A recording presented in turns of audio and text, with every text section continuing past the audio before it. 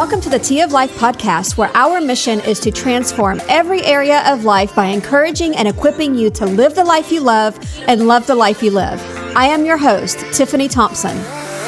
Today on Tea of Life podcast, I'm going to talk about having healthy boundaries in your life and which ones I believe could be the most important ones to set for yourself. You may be wondering if you even have a problem with boundaries to begin with. Well, if you've ever felt guilty or anxious for saying no, or have been talked into doing something that you never wanted to do in the first place, you may have a boundary problem.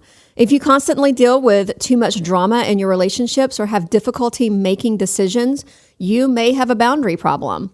If you care too much about what other people think about you, you may have boundary issues. These are just a few examples of the long list. So even if the above isn't you, you could still have a boundary issue, and I want to help you solve it. Adopting healthy boundaries in your life and relationships will help you in every area of your life.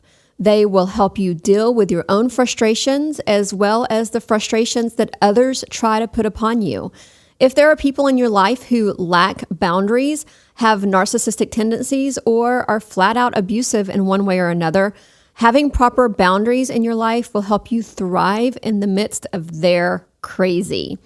Statistics show that not having or enforcing boundaries is mostly caused by low self-esteem, and I personally know this to be true. My biggest desire for you is to love your life, and I don't believe that you can do that if you don't first have proper boundaries set in place for yourself. So thank you for being here today for episode 73 of Tea of Life podcast.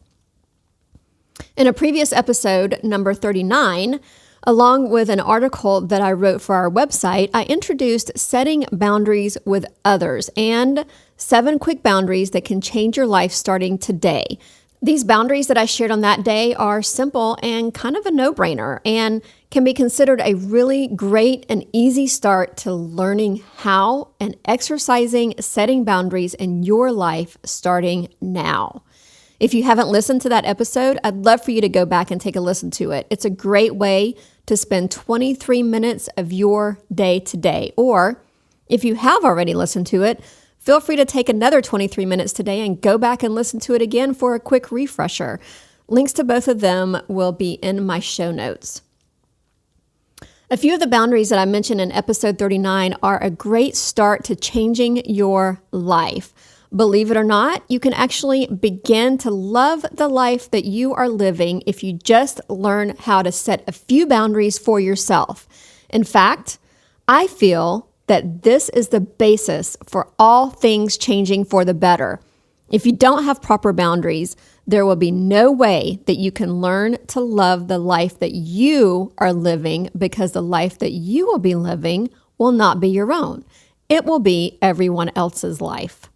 So on top of a few more, I'm going to mention some of the boundaries from my previous podcast and article, but I'm not going to mention all of them. In order for you to hear all of the very simple boundaries that I mentioned in the previous recording and writing, you will need to go back and listen to that episode. Although we may need to pick and choose our boundaries based on our situation or our current circumstances, there is one boundary that every person can benefit from immensely if they just learn to do it. I feel that this boundary may be the absolute most important boundary that there is. So many problems and misfortunes could have been avoided by learning just this one boundary. I want to give you a warning though. Some consider this boundary to be extremely offensive and may feel that this is not a boundary at all, and they could possibly rate it as being equivalent to cursing them out. In fact, this one boundary probably offends more people than any other boundary that there possibly is. In my opinion, this boundary could possibly be an above all end all to every mistake ever known to man. Are you curious? All right, so this boundary is the word no. Setting proper boundaries for ourselves means learning the word no and sticking with it. When we practice saying no, we will find that we are able to pick and choose what or who fills our time. not allowing others, opportunities, or things that do not line up with our why to fill our time for us. In episode number 56, Brandon and I talked about the opportunity cost of saying no. Whether we say yes or we say no, there's always an opportunity cost involved. What we need to figure out is which opportunity cost we're most willing to give up or live without. Are we willing to give up loving our life just so we can say yes to the things that are not beneficial to us or that do not push us in the right direction? Are we willing to give up loving our life just because we are afraid of saying no to a certain someone? You know who they are. I quickly realized that learning to say no allowed opportunities for me to say yes to the things that I love. Spending one-on-one time with my husband and kids, a weekend with my family with no outside interruptions, taking walks, yes to writing, sailing, podcasting, meditating, yes to margin in my bank account and the peace of mind to live without debt, all because I know how to say no. Learning to say no is extremely vital to setting boundaries. And in my opinion, the most important boundary that we can set. Okay, I'm going to go ahead and put in a quick disclaimer here because I never want any of my listeners to get the wrong idea or hear me saying something that I am clearly not saying. If you are married, I am speaking to both of you here, not just one of you. I am not giving one of you permission to ditch or divorce the other because the other suddenly does not line up with your desires for your why for your life. Your spouse should be your desire. They should be your why. If you find that you are both on different pages of life, I suggest that you find counseling and seek hard to get on the same page. I am not giving you permission to divorce your spouse because they do not line up with your why. They need to be your why. Living your best life with your spouse should be your ultimate goal if you are married. However, if you find that you are in a bad situation and your spouse is doing things that are illegal, or if they are asking you to do things that are illegal, unethical, or maybe goes against your moral convictions, you need to seek help and get wisdom for someone who can help you. I believe that there are times that we should leave, especially if you are in danger, but I am not talking about those reasons in this episode. Too many times, people, I have seen married couples decide to divorce because the other isn't called, quote unquote, called to the same mission field that the one is. If God is truly calling you, He is calling both of you. You need to pray and seek help in the situation and wait to move when God has finished calling both of you. His timing for everyone is different. God's timing is not the same as ours. Give it some time. Give God some time. Also, if you have kids and you are married, I am still going to say that living your best life with your spouse should absolutely be your ultimate goal, not putting your kids' desires before your spouse and your goals. If you put your spouse first, everything else will fall into place. Your kids will naturally fall into their place. This is how it should work. Stop allowing your kids to come between you and your spouse. Okay, rant over. Now back to why we are here today. Another boundary that I find very important is, are you ready to write this one down? It is, stop taking responsibility for other people's actions. You need to recognize that it is not your responsibility to make other people happy. No longer taking responsibility for other people's actions also allows others to live with the consequences of their own decisions. This boundary could be one of the most freeing boundaries that there is. Constantly bailing others out or trying to fix their situation or problems is not healthy for anyone involved. There will be times when someone close to us makes a bad decision and we will want to step in and make the consequence go away for them. We need to remember that we are not accountable for someone else's decisions, and it is not our responsibility to suffer the consequences for them. Not too long ago, we were at a super fun wedding, and there were lots of dancing and good times had by everyone there. During the late hours of the wedding, I was standing behind someone when another guy who worked for him walked up and mentioned that he didn't think that he should have to come into work the following day because this celebration was going so late in the evening. I remember clearly what the guy said to him. He said, "Sure, that's fine. You don't have to come in tomorrow. You can totally take the day off. I've told you guys over and over again that you don't ever have to come into work. It's totally your choice. You just need to make sure that if you choose to not come in, you're okay with no longer having a job." I don't think that I've ever respected a boss more than I did that day. When there are those around you who are constantly making bad decisions and expecting you to bail them out, don't do it. Let them learn from those mistakes and live with the consequences of their own decisions, even if it's only for a short while. If you're used to always bailing others out and you don't know how to stop, start with the small everyday stuff. Like if it's your kids, maybe not allowing them to invite friends over if they're not willing to clean their room first.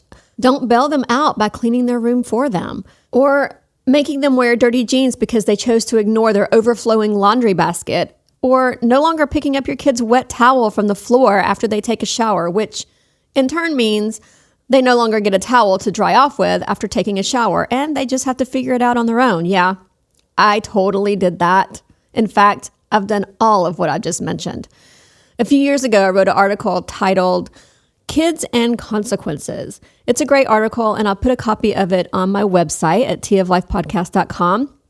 The consequence that my son suffered from his missing towel was a small, non-harming consequence, but it was a foundational consequence. It set him up for learning to deal with larger consequences in the future and figuring out a solution for his problem. Oh, and by the way, he has not left his wet towel on the floor since, and it has been 5 years since I wrote that article. So I would say that that small consequence was definitely a long-term hashtag win-win for the both of us. Okay, side note, if you're having difficulty setting boundaries with your child, I want to recommend a book for you. Actually, I think I have a couple of books to recommend, and they are all by the same author. I will put a link to the books on my website in the show notes for this episode, and also under the tab at the top of my homepage called My Favorite Things. Or you can go to toflifepodcast.com/my favorite things to get there quickly and easily. Anyway, there are quite a few books that I love from this particular author, but the ones I'm going to recommend to you today for setting proper, healthy boundaries with your children are you ready to write these down? They are Making Children Mind Without Losing Yours and Have a New Kid by Friday. Both of these books are by author Kevin Leman. If you're not familiar with Kevin Leman, he is a fabulous psychologist, author, and speaker. He came and spoke at a previous church that we used to attend, and I immediately fell in love with him and his books. He has written many, many books, which I love, and there are a few more that I could probably recommend for you today that include Have a New Teenager by Friday, Have a Happy Family by Friday, Have a New You by Friday, and one of my very first books that I ever read from him was Sex Begins in the Kitchen. It's a fabulous book for married couples. Maybe my hubs and I can review that book for you in a later podcast. So you can go to my website and find links to every one of these books I just mentioned. You can also read these books for free if you have Kindle Unlimited with Amazon. If you don't already have Kindle Unlimited, you can easily sign up for it by following the link in my show notes. My next boundary is to own your own feelings and also know that you are not responsible for someone else's feelings or reactions to your boundaries. This may not sound like a boundary, but it really is. When we set boundaries, we are taking control of our own lives. Being in control of ourselves means being in control of how we respond to our emotions. Notice that I did not say react to our emotions. Reacting is not the same as responding. Experiencing emotions is not bad. God created every emotion that we have, but how we respond to our emotions is very important. Even if we are in control emotionally, we cannot expect the people around us to be. So when someone is emotionally hurt or disappointed by the healthy boundaries that we have set for ourselves, know that you are not in charge of their emotional reaction to that boundary. We are only in charge of our response. And even though they may try to make us feel like it's our fault that they feel a certain way, it's totally not. At that point, we need to step back and allow them to deal with their own emotions and feelings on their own. There are many more boundaries that I'd love to talk about today, but I feel that I'm running out of time for this episode. I really appreciate you guys being here, and I really want to respect your boundary for your time. So I'm going to revisit some boundaries in a later episode and maybe add more to the list.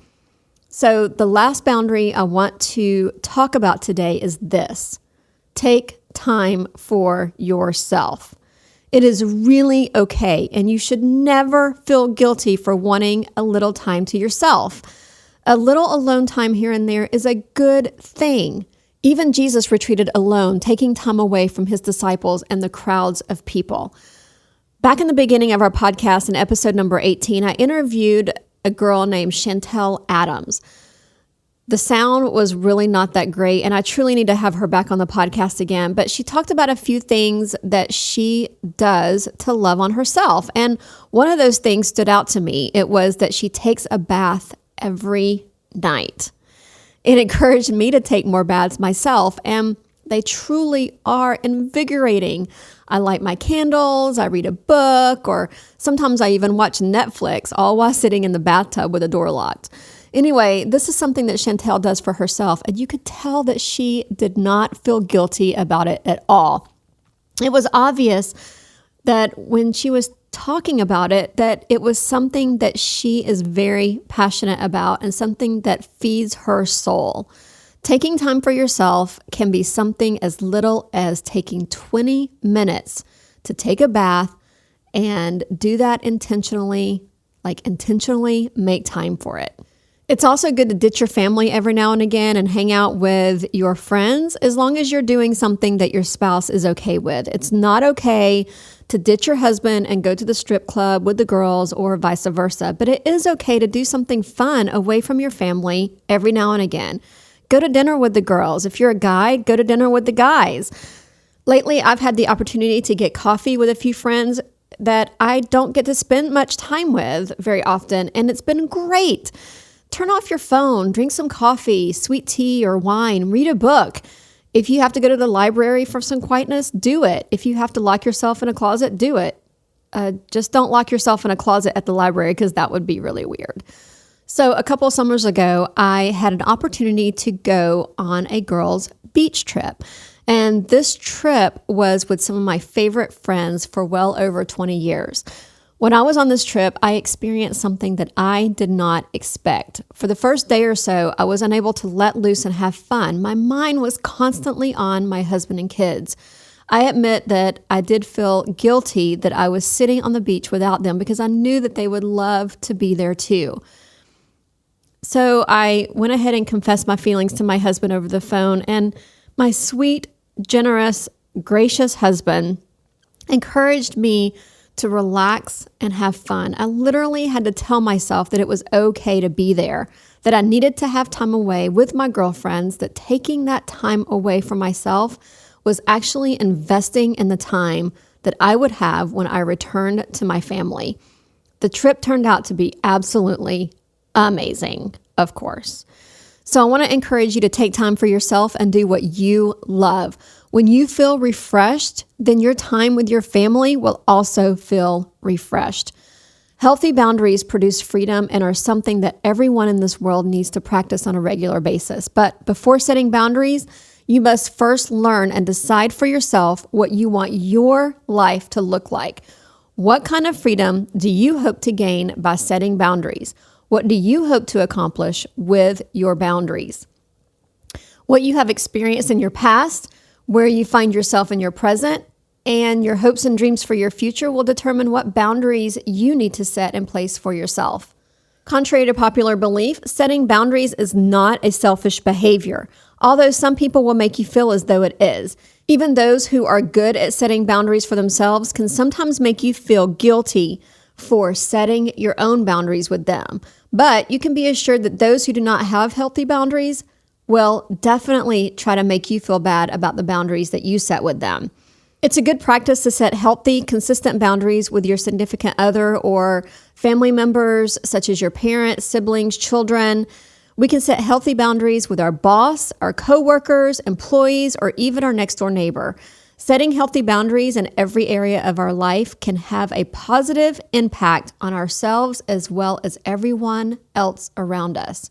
So in closing, I'd like to encourage you a little more by saying that setting boundaries is not an easy task. At first, it may feel unnatural and a bit uncomfortable, and you may even feel that it is wrong in setting the boundaries because it can be so emotionally hard at first. This is completely natural. It is recommended that you pick one boundary, practice it, and then add more along the way. It takes a lot of practice and discipline, and the longer you stick with them, the more natural they will feel and freeing that they will become. If you find any or all of these boundaries to be extremely difficult, don't be afraid to seek help. You are never expected to do this alone. You may have a healthy friend who is good at setting boundaries or who can lend support. Don't be afraid to open up and confide in them. Depending on your situation, setting and sticking to boundaries may require professional help of a licensed counselor. Or, most importantly, if you find yourself in a dangerous situation with someone who does not respond well to any of the boundaries that you set, I highly encourage you to seek appropriate help and refuge immediately. I found myself in this situation when I was 19, and I felt the need to seek out police protection for my situation. It can happen to anyone, and you need to make sure that you are protected and safe. Okay, so let's just do a little recap on what I talked about today and setting healthy boundaries for yourself.